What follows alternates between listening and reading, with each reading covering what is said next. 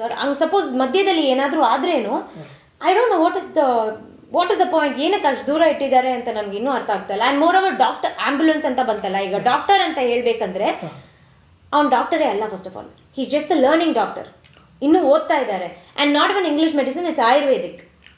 ಹೌದು, ಆಯುರ್ವೇದಿಕ್ ನಿಮಗೆ ಗೊತ್ತಿರುತ್ತೆ ಎಷ್ಟು ಸ್ಲೋ ಆಗಿ ಪ್ರಾಸೆಸ್ ಆಗುತ್ತೆ ಒಬ್ರು ಮೈಯಲ್ಲಿ ಅಂತ ಹೇಳ್ಬಿಟ್ಟು ಅಲ್ವಾ.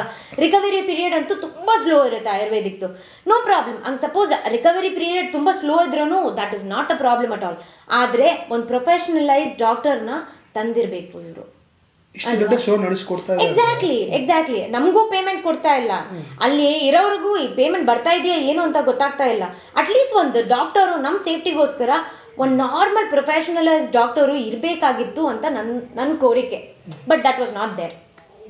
ಅಂದರೆ ಅಲ್ಲಿ ರಿಯಾಲಿಟಿ ಶೋ ಅಂತಾರೆ, ಕಂಟೆಂಟ್ನ ಅವರೇ ಕೊಡ್ತಾ ಇದ್ರಾ, ನೀವೇ ಏನಾದ್ರು ಕಂಟೆಂಟ್ ಮಾಡಬೇಕಿತ್ತ? ಕಂಟೆಂಟ್ ಬೇಕು ಅಂತಾನೆ ಅಂತ ಇದ್ರಿ? ಹೌದು ಬೇಕು ಅಂತ ಅವ್ರು ಹೇಳ್ತಾ ಇದ್ರು. ಕರೆಕ್ಟ್. ಈಗ ನಾವು ಕಂಟೆಂಟ್ ಕೊಟ್ರೇನು ಅವ್ರಿಗೇನಂದ್ರೆ ಇನ್ನೂ ಸ್ವಲ್ಪ ಜಾಸ್ತಿ ಕೊಡಿ, ಹಂಗ್ ಮಾಡಿ ಅಂತ ಹೇಳ್ತಾರೆ ಕ್ಯಾಮ್ರಾ ಇಂದ. ಸೊ ಒಂದೊಂದು ಕಂಟೆಸ್ಟೆಂಟ್ಸ್ಗೂ ಒಂದೊಂದು RP ಇತ್ತು. ಒಂದು 2 ಬೂಮ್ ಬಾಯ್ಸ್ ಇದ್ರು, ಲೈಕ್ ದ ಮೈಕ್ ಬಾಯ್ಸ್ ಇದ್ರು, ಆಮೇಲೆ 1 ಕ್ಯಾಮ್ರಾಮ್ಯಾನ್ ಇದ್ರು. 2 ಕಂಟೆಸ್ಟೆಂಟ್ಸ್ಗೆ 1 ಕ್ಯಾಮ್ರಾಮ್ಯಾನ್, 1 RP, ಆಮೇಲೆ 2 ಬೂಮ್ ಬಾಯ್ಸ್. ಸೊ ಅವರೇ ಹೇಳ್ತಾ ಇದ್ರು, ಇಲ್ಲ ನೀವು ಇನ್ನೂ ಕಂಟೆಂಟ್ ಮಾಡಬೇಕು, ಇನ್ನೂ ಹಿಂಗೆ ಮಾಡಿ, ಇಲ್ಲಾಂದರೆ ಎಮ್ಮೆ ಒದಿಯುತ್ತಾ ನಿಮ್ಮನ್ನು, ಅವರು ಒದಿಸ್ಕೊಳ್ಳಿ, ಪರವಾಗಿಲ್ಲ ಕೆಳಗೆ ಬೀಳಿ, ಯಾಕೆ ಹಂಗೆಲ್ಲ ಏನಕ್ಕೆ ಮಾಡಬೇಕು? ಇವರೆಲ್ಲ ಇಷ್ಟೆಲ್ಲ ಇನ್ಸಲ್ಟ್ ಮಾಡೋದಕ್ಕೆ ಎಮ್ಮೆಯಿಂದ ಒದಿಸ್ಕೊಂಡು ಕಾಲೆಲ್ಲ ಏನಾದರೂ ಆಗಿ ನಾಳೆ ಒಂದು ದಿವಸ ಏನಾದರೂ ಜಾಸ್ತಿ ಹೆಚ್ಚು ಕಮ್ಮಿ ಆಡಿದ್ರೆ ಇವ್ರೇನು ಬರ್ತಾರ ಅಲ್ವಲ್ಲ? They won't even come. Because ಈಗ ರಿಯಾಲಿಟಿ ಏನಾಗ್ತಾ ಇದೆ ಅಂದರೆ, ಕಾಲು ಮುರ್ಕೊಂಡಿರೋರಿಗೆಲ್ಲ ಅವ್ರಿಗೆ ಬಂದು, ಕೆಲವರಿಗೆ, ಎಲ್ಲರಿಗೂ ಅಂತ ಹೇಳ್ತಾ ಇಲ್ಲ, ಕೆಲವ್ರಿಗೆ ಉಂಟು ಈ ಥರ ಬರೀ ಆಪ್ರೇಷನ್ ಮಾತ್ರ ನಾವು ದುಡ್ಡೆಲ್ಲ ಕೊಟ್ಟಿದ್ದೀವಲ್ಲ, ಫಿಸಿಯೋಥೆರಪಿಗೆ ನಾವೆಲ್ಲ ಕೊಡೋಕ್ಕಾಗಲ್ಲ. We can't give it all. ನಾವೇನು ಕೊಡಬೇಕು ಅಂತ ಏನೇ ಕೇಳಿದ್ರು ಅಗ್ರಿಮೆಂಟ್ ಇದೆ ಅಂತಾರ?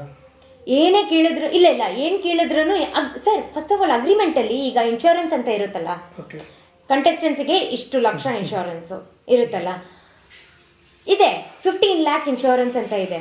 ನಮಗಲ್ಲ, ಇನ್ಕ್ಲೂಡಿಂಗ್ ದ ಕಂಟೆಸ್ಟೆಂಟ್ಸ್. ಅಲ್ಲಿ 500 ಪೀಪಲ್ ಕ್ರೂ ಮೆಂಬರ್ಸ್ ಇರ್ತಾರಲ್ಲ, ಪ್ರತಿ ಒಬ್ಬರಿಗೂ 15 lakhs ಅಲ್ಲ, ನಾನು ಅಲ್ಲಿ 500 ಜನಕ್ಕೂ ಸೇರಿಸಿ 15 lakhs.